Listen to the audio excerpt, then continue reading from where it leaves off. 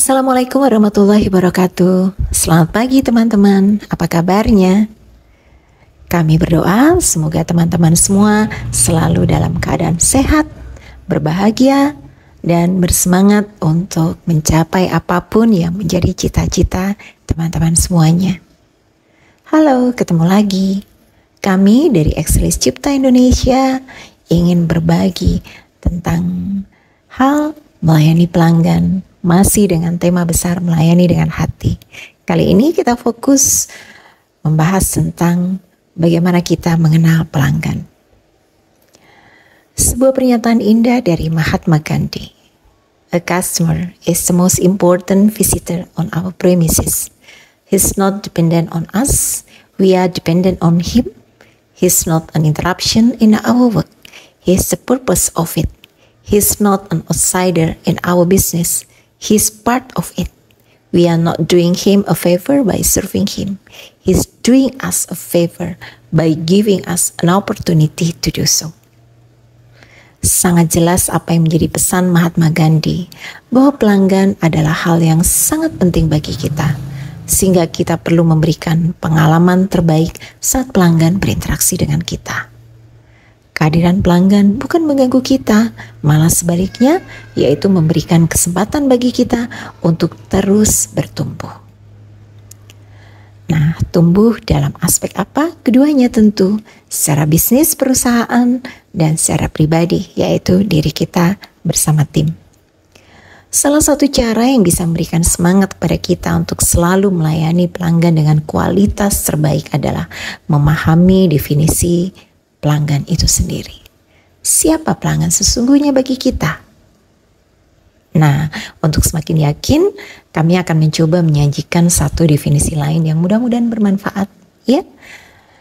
Begini, pelanggan adalah sosok paling penting yang bisa memberikan kita kesempatan untuk tumbuh dari aspek bisnis maupun aspek pribadi kita sebagai manusia.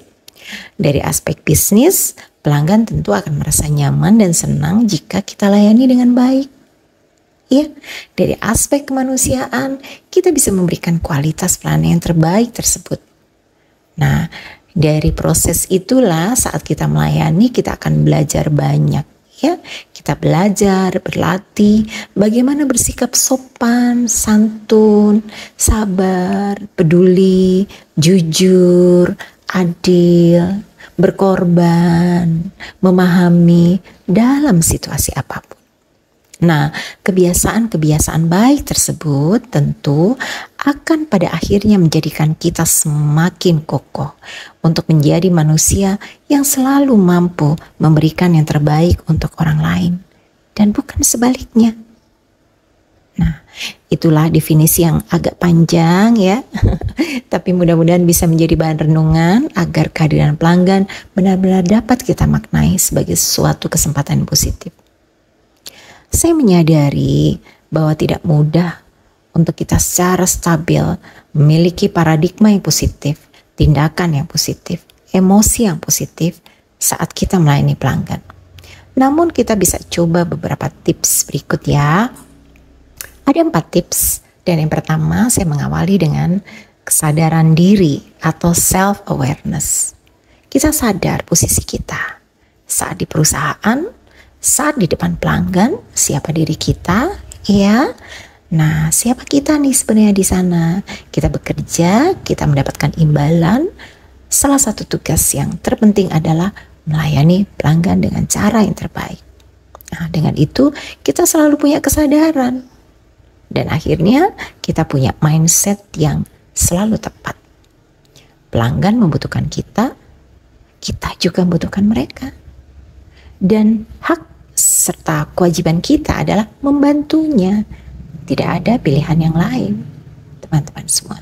Itu yang pertama, tentang kesadaran diri. Yang kedua adalah kita perlu untuk menjaga mindset. Dan ini tentang positif mindset, bukan mindset sekedar mindset. Karena apa? Karena mindset positif akan selalu mampu menggerakkan kita kepada emosi, kepada tindakan yang positif. Ya, dan tentu hasilnya pelanggan akan melihat bahwa kita selalu berusaha menunjukkan dari luar, bahkan dari dalam diri kita, dari hati kita, kita selalu positif menghadapinya. Ya, untuk itu perlu sekali untuk kita kelola mindset kita agar selalu dalam posisi yang positif. Berikut yang ketiga ya. Yang ketiga adalah tentang positive habits. Ya, tidak hanya kita punya mindset yang positif, tetapi kita lanjutkan dengan kebiasaan yang positif. Ya, kita ciptakan hari demi hari, waktu demi waktu, kita latih terus hal-hal yang baik ya. Dan perlu ingat, menurut Stephen Covey, untuk kita punya kebiasaan-kebiasaan baru, jikapun kita punya kebiasaan lama yang kurang baik, maka kita akan bertransformasi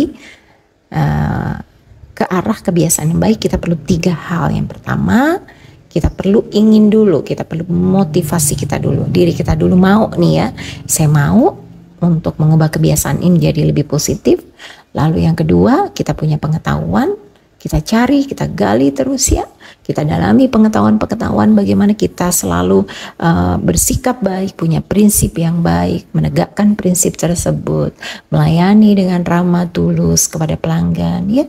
Kita gali terus pengetahuannya agar kita menjadi semakin kuat teman-teman, dan pelan-pelan kita implementasikan satu demi satu, yang pada akhirnya pertemuan dari 3 aspek tersebut ya, persilangan antara 3 aspek tersebut akan memunculkan sebuah kebiasaan baru ya. Dan yang keempat, kita punya jurnal yuk gitu. Anda punya jurnal? Sudah?